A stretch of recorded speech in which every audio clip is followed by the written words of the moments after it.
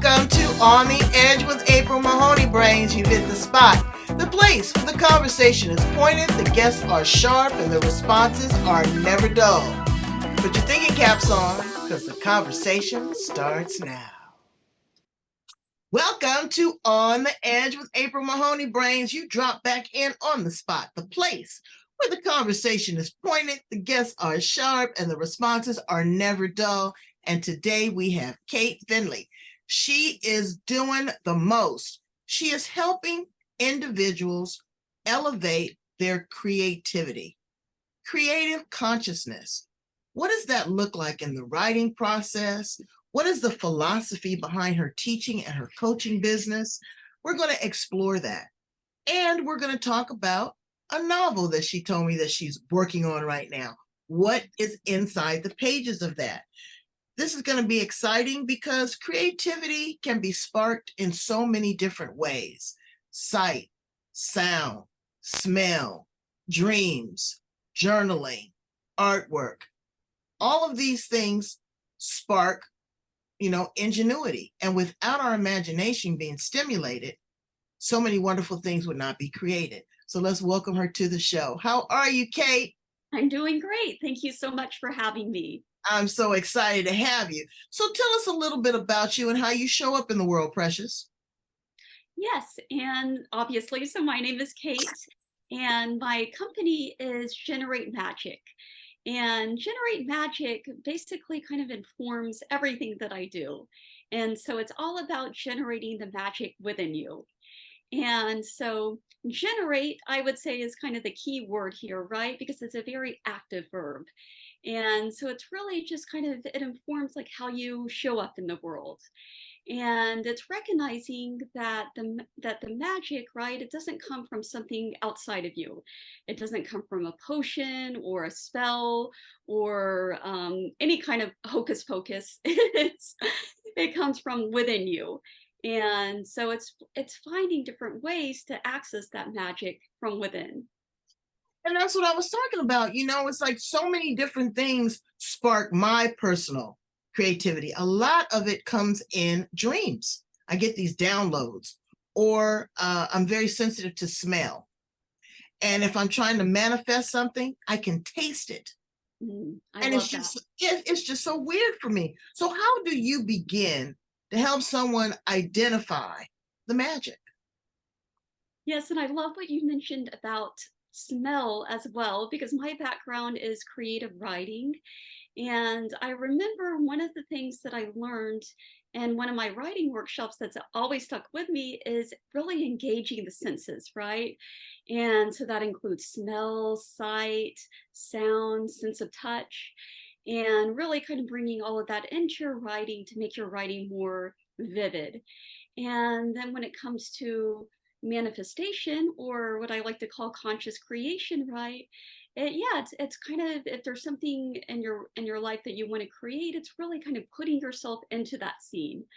And and it's whatever really resonates most with you, right? And so if it's sense of smell, if it's certain sounds, I happen to be a very visual person, and so for me it's more about like just having very intense imagery.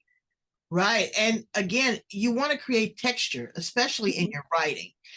Absolutely. I remember, again, we'll go back to the days when you had to write an essay and in school you had to, but your teacher would always tell you, use the power adjectives, create the scene, add color, add flavor, add sights, create a metaphor.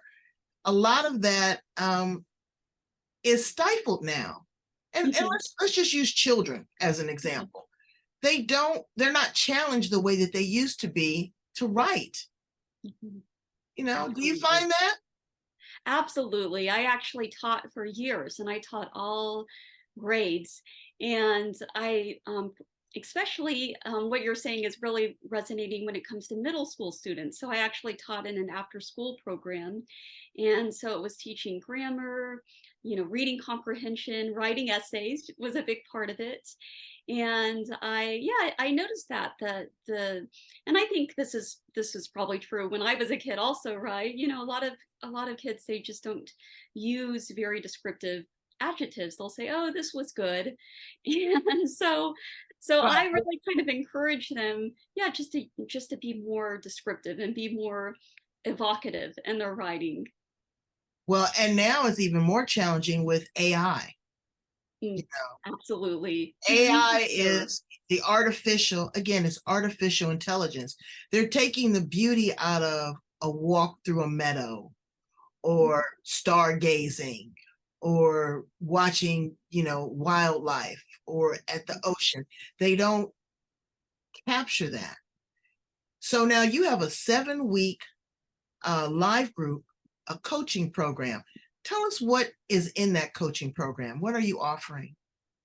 Yes, and so the coaching program, I actually call it Conscious Creators Creating, or Oh, CCC for short.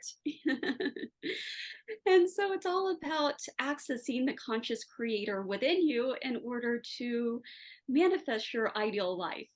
And so a lot of it, I kind of take a different approach because I think a lot of people coming into this program, they're already familiar with the law of attraction, the secrets, all of that, right? And so I really bring my background as a creative writer into it. And so I find that by doing exercises like little writing exercises, dance is very big for me as well. And so we do what I like to call dance meditations.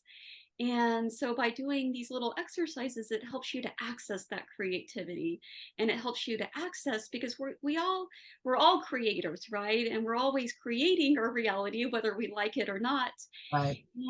But the more you can tap into that, right? And the more you can access that, I think the more you can kind of create your reality in a more intentional way.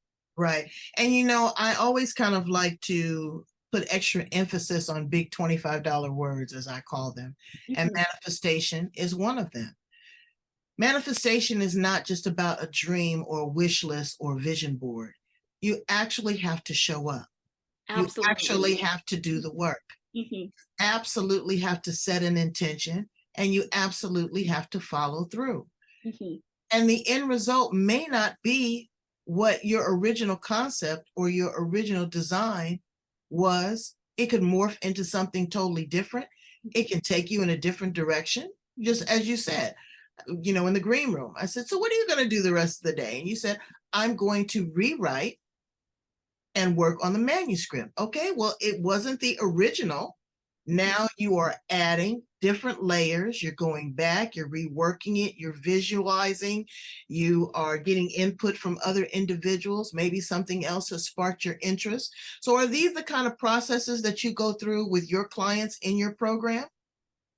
Absolutely. And I love everything that you just said. And that's why, again, I think generate, right, is one of the key words, because it's really like an active process, right? And once you really get into it, it actually becomes really fun and really euphoric almost. Right. And it's really kind of seeing yourself as a divine channel Mm, and seeing this divine consciousness flowing through you and really just kind of informing everything that you do, right? And so infusing all of your actions. And, I want to be kind of open to everything, right? But personally, I think it would be, as much as people say, oh, it would be so nice if I could just kind of sit around and think about what I want and then it would just kind of pop into my reality. I personally would be really bored if that's actually how it worked. And I think a lot of other people would too. And, if they're really being honest with themselves, because as humans, right, that's part of the human experience is we're meant to experience things, right? And we're meant to experience like the ups and the downs and yeah, just kind of everything that goes into it. the ebbs and And flows of it. That the again, ebbs and flows, exactly. that is what makes it creative. Exactly. All have the Mhm. same pound cake recipe, but somebody might put in some strawberries, somebody might put in some pineapple, somebody might put in a little lemon, and it changes the whole concept, Exactly. the taste, the Yes. texture, the feel. So do you, and I hear you use a lot of energy words, Mhm. you know, and that's very, very important that we reach out to the universe, our surroundings. We are all energy, we are all a frequency. Mhm. Do you Absolutely. do you work with your clients like maybe a little meditation or a little visualization? Do you incorporate any other modalities as you also work with them in their creative process? Well, essentially, I do what's worked best for me. And personally, when it comes to meditation, I find that moving meditations tend to work the best. And so obviously walking, unless it was like in person, walking would be a little bit difficult. But yeah, that's why we do the dance meditations.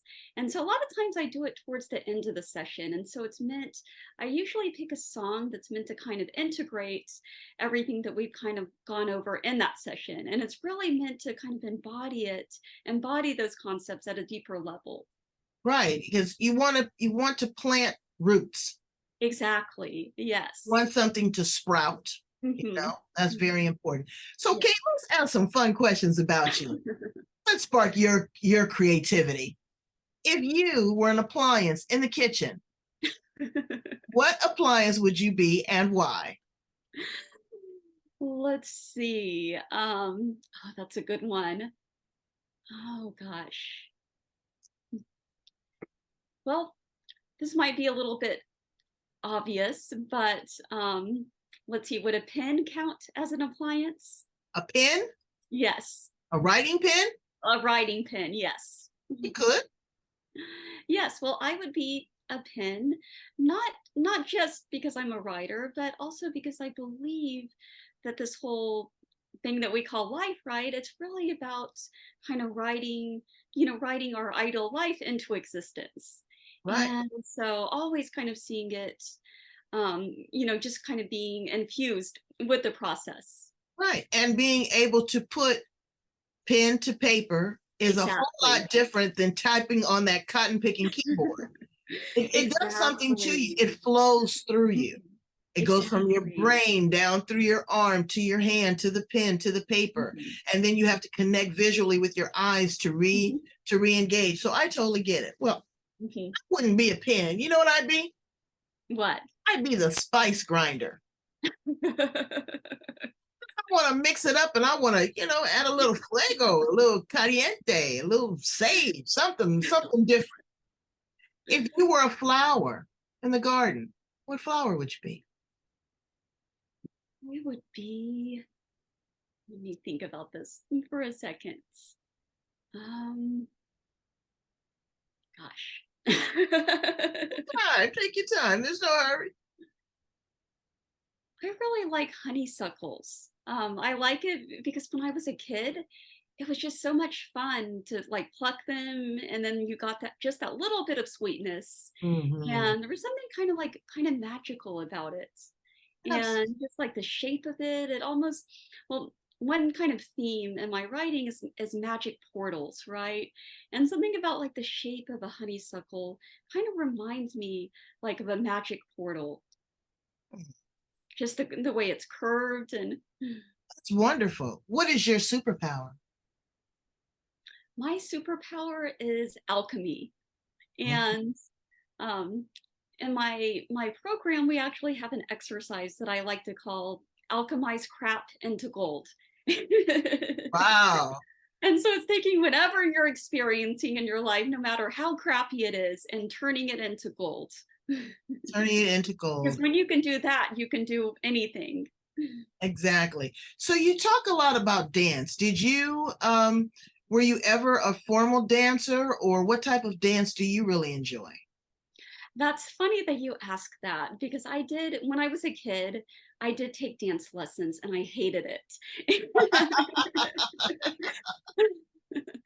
And also, they always had the school dances, and I always hated those. I was one of those kids that would just kind of stand in the corner and Well, I mean, and it rolls right back to what you say. You know, you turn that crap, now it's your gold. You but know, it wasn't, yeah, it wasn't until I went to Burning Man, which for those who are unfamiliar, oh, is a you festival went, in girl. the desert. I went too, and it is you can't explain it. You can't Mhm. explain it. I mean, it's hippies on steroids. Yes. Yes.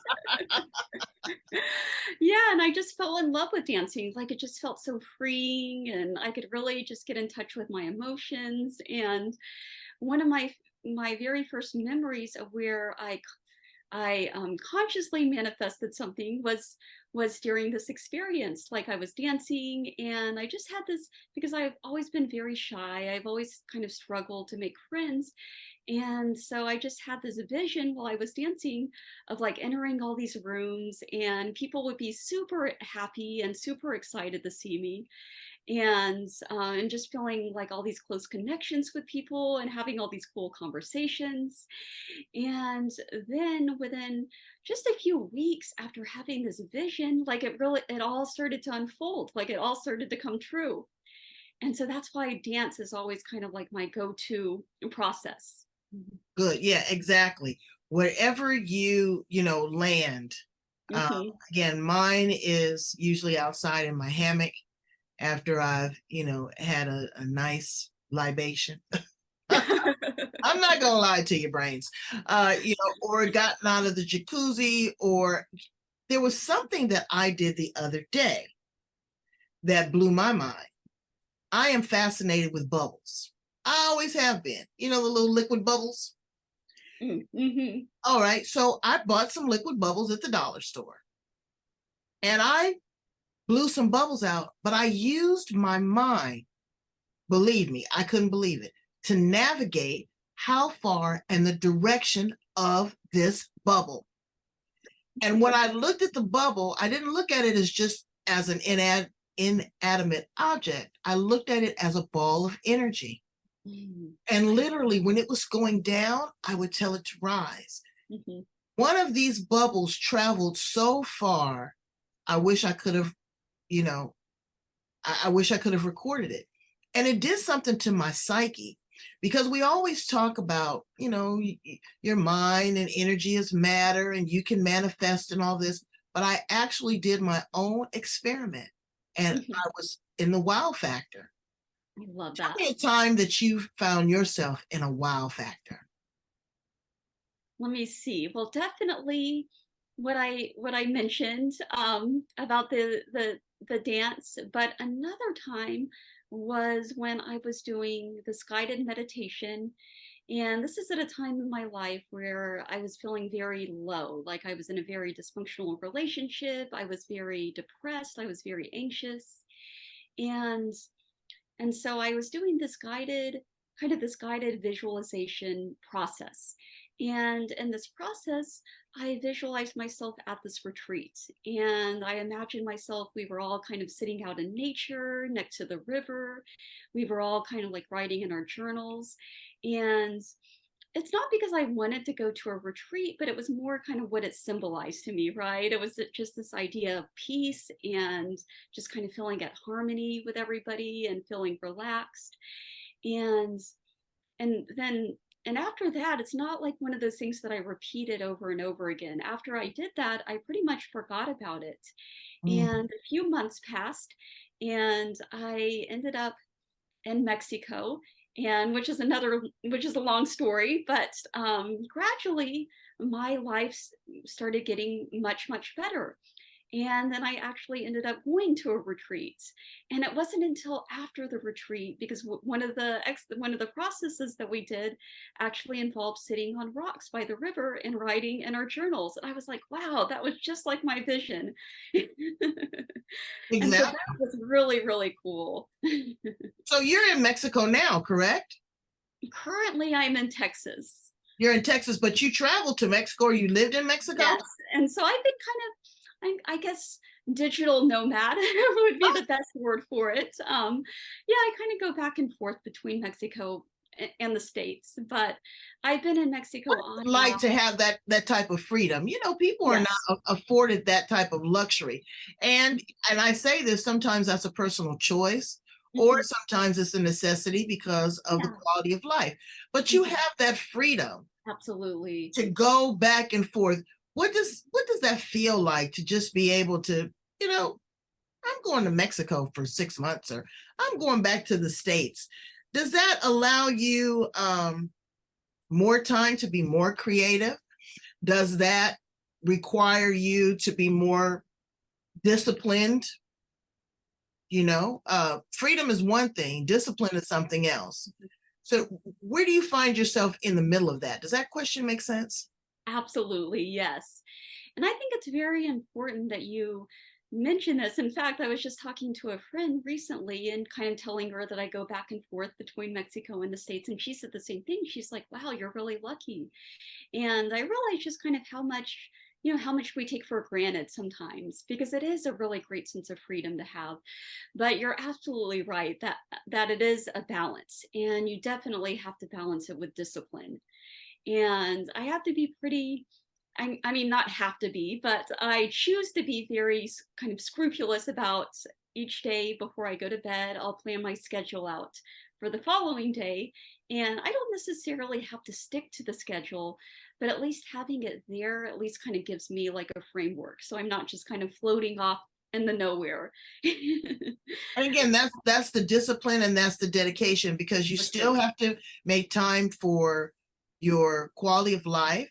You still got to be Exactly. responsible. You got to eat, sleep, and pay bills. Mhm. Also have to be available mentally and physically for your clients. Absolutely. Because Yes. you're pouring something into them. Mhm. What you want to do is extract the best out of them. Yes. So tell us a little bit about this manuscript. Give us a sneak peek. What's going to be in the pages of that book? Well, I would say it's kind of like modern day Alice in Wonderland is the best way to describe it. And I recently reread Alice in Wonderland and felt very inspired by it. But yeah, it's essentially kind of like a coming of age story about a young woman who kind of reinvents herself. Wow. So is she going to have like psychedelic trips? Is she going to go down the rabbit hole? Are we going to find her sitting on a stump somewhere in Burning Man? They don't have Burning Man anymore. After COVID, Burning Man hasn't been back. I haven't heard about that anymore. Me neither, honestly. Well, that's all right. We will create metaphors, and we will extract the beautiful memories that you have, pull out our creativity. And journaling is very, very powerful. It's so cathartic. You can go back and look and reflect on who you were, but you can also forecast on who you want to be and the Mhm. things that you want to happen in your life.